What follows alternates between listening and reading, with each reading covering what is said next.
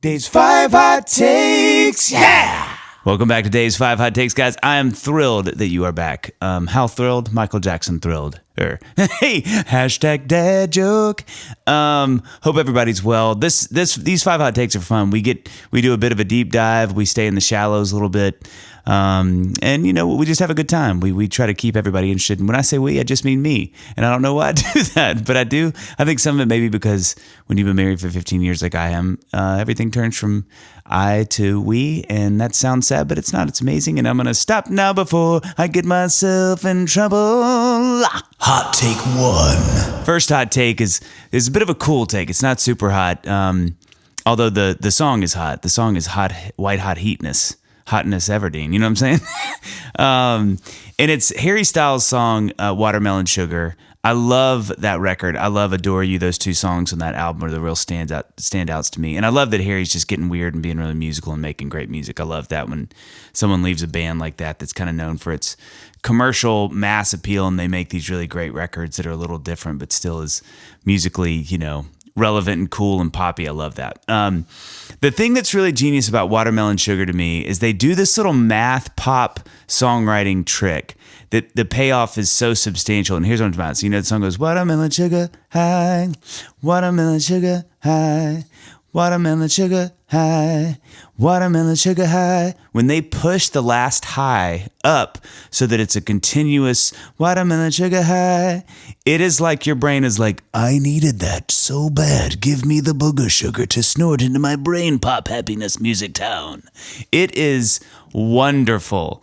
And it's that push and pull. It's the yin and the yang. It's the tug. It's all the space that when it gets reconciled, when you feel it coming, you're like, please just do it. And when they do it, you're like, oh, Canada.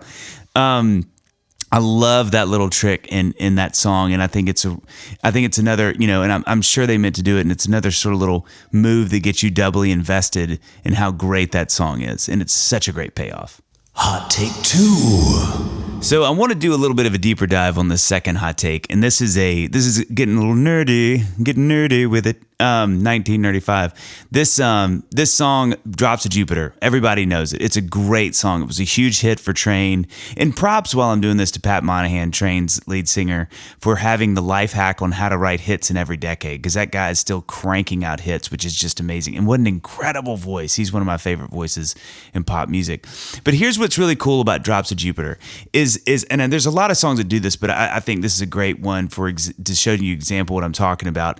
And it's where the chorus is not the hook, but the hook or the memorable part of the song, the singable part of the song is actually in the turnarounds. It's like after every chorus, it's how the song ends. And so what's cool about that is the chorus is no longer needed to be memorable. It needs to serve some other purposes. And in this song, I think what happens is they make it a little bizarre and unnerving in some ways so that when that hook hits, the turnaround, you want to sing it as loud as you can because you feel like you've gotten back to the safe, you've gotten back to the trust tree, to the safe house, because that chorus is awesome, but a little like, what's happening right now? And here's what I mean by that. Here's what's happening.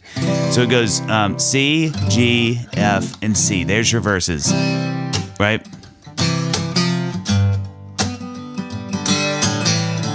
That's all he's doing. Then you know those chords very well. They're all in the C, in the key of C. That's 1, 5, 4. You know them. Now, here's what he does on the chorus that gets a little weird and sideways and awesome.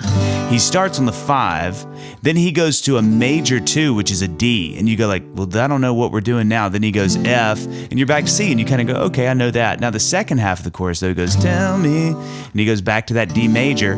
Then he does a D minor, same chord, just minor, which is in the key of C, then F, and then home. So it kind of is, it's one, he does a trick to get back to C so it doesn't feel like you're leaving the key. The other thing that I think you feel unnerved by is you don't know if he's doing a key change. Because when he starts with G, you're like, okay, that's a 5.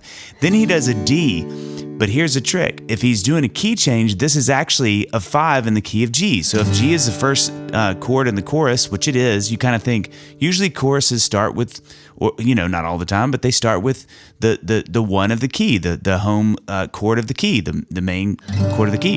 And if that's what's happening in this case, it's G. And then he goes 2, and you're like, oh, well, then maybe he's key changing to G, but he doesn't. He makes that 2D just be a weird chord that sounds weird with these other, and cool with these other keys, with these other chords that aren't in the key necessarily, because D should be a D minor and it's a D major. Now, all of that to say this, we're coming up for air now. Here's what's cool about that. It makes that chorus a little weird, and you like it, you sing along and it's fun, but man, it makes a na na na na na na na na na na na. You feel like I'm back home where things are happy. I'm back home where the key is right. And you're like, sweet Mercury of Johnson, you've taken me back to Happy Town. And it just makes you sing it that much louder, even on a subconscious level, because it's so familiar and so safe, and all the math works because there's no weird chords.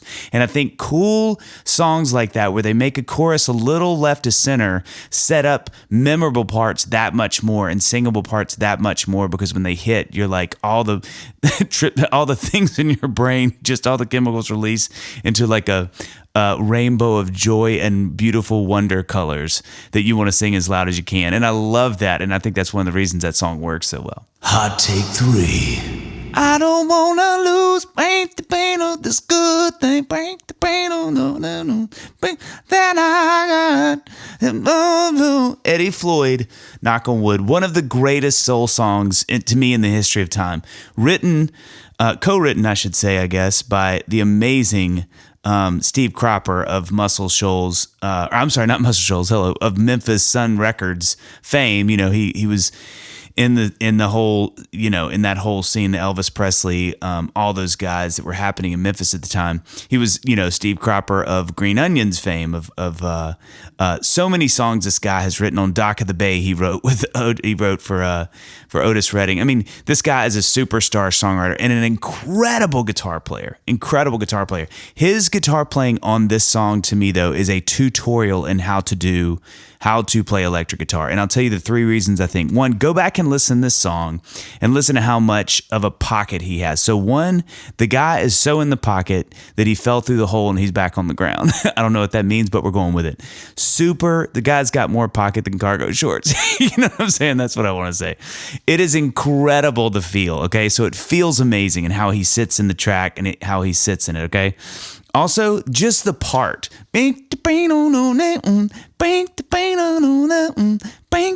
It is so inventive. It's so colorful. It's so energetic. It adds to this track so much, okay? And this is one of the things that's sort of a cheat code for songwriters that play instruments when they play on songs they've written, is they know the intent. They know what they were trying to do. And a lot of times they have the coolest parts because they kind of know, like, hey, when I was writing this is how I felt, and this is what I want to hear when I have instruments, you know, convey these emotions.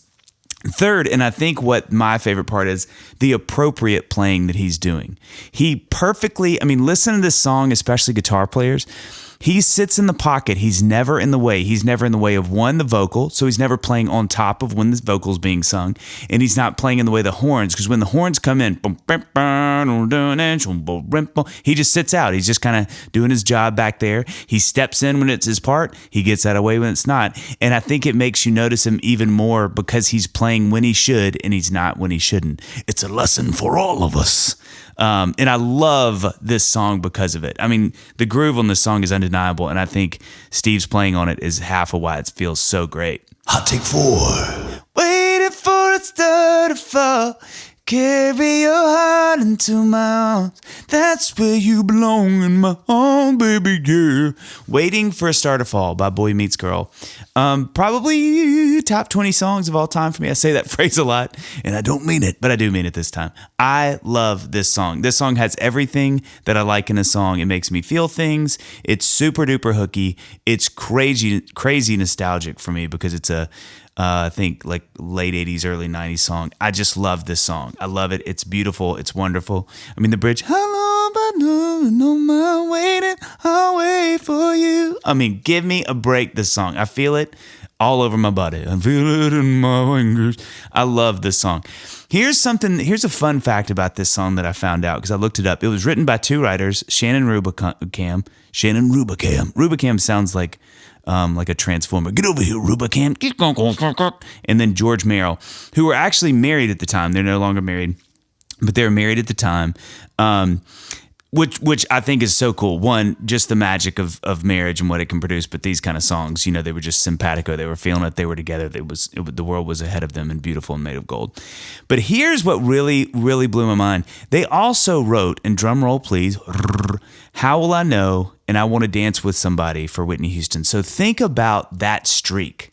It is like they walked into the magic forest, knocked on the troll tree, and he granted them 3 wishes, and those are the songs they came out with. And I mean, if you had written just How Will I Know, hang it up, dude. You're done. You're a legend forever. Add I Want to Dance with Somebody to that, and you're super done forever. And then in my opinion, you add Waiting for a Star to Fall, and you have cemented yourself as a pop writing phenomenon. And the fact they wrote all of those 3 songs, and it's fun too, and here's the last point. If you listen to those songs, you start to hear these kind of consistencies, these little nuances, melodic, consistencies and stuff through these songs that you start to go, oh my God, I kind of hear where these people would have written these songs because they do have these similar feels or whatever. But what a three-peat, in my opinion, for these writers. And it's always fun to hear when you know of a band that wrote something that they wrote other hits that they didn't sing and you go, oh my gosh, these guys were amazing what they do. And definitely is true in this case. Hot Take 5. If you've listened to this podcast at all, and if you haven't, welcome, pull up a seat. Let's share some cheese and crackers. But if you have, you'll know that I love these anomalies in pop culture. I love when something is longer than it should be, shorter it should be. Why'd you do that key change? Why are those drums so loud? I love these things, and I especially love when they work. I love when people go, no, that's fine with me. It's awesome. Who cares? How Will I Know that we just talked about by Whitney Houston does this in the bridge, and it does this for 2 reasons. It's sort of guilty of 2 charges. One, it's 12 bars. A normal bridge in a song is 8 bars, if not 4. So at 8 bars, it's already a little longer than you think it's going to be. Okay, so she goes, if you love me, and you love me not, so you're like, okay, they do that twice. If he loves me, big-a-dig-a-doom, big-a-dig-a-doom, bang. If he loves, and you're like, okay, well, we got it, Whitney. Then she goes, no, I'm going to double down. If she loves me, kind of like the arpeggiated electric guitar. It feels a little more rock and roll all of a sudden.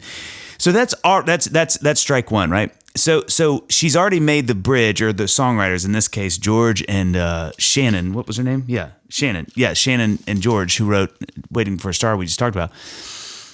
So it's already 12 bars. That's a long bridge, folks. But then they do, so there are already 2 strikes. It's too long. It's too weird, right? Shouldn't work.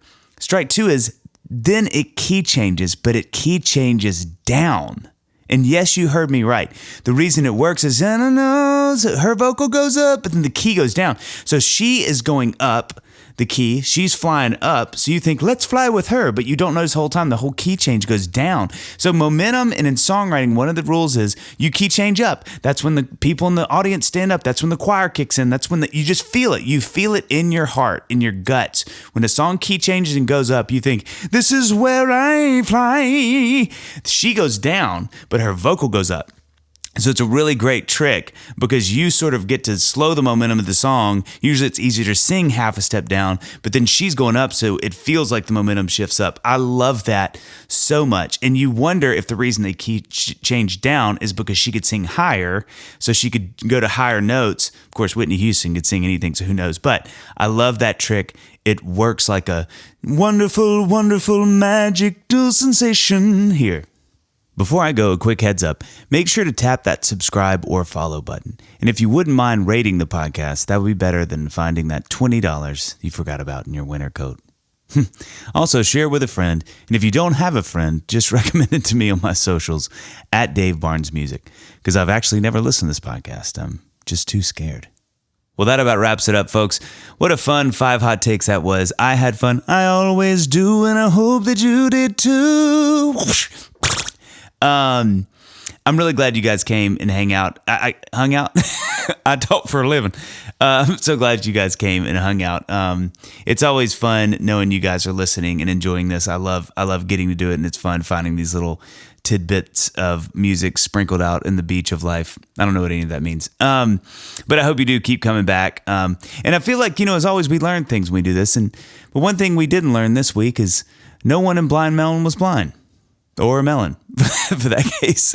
So thanks for hanging out, and we'll see you next time on Dave's 5 Hot Takes. Yeah!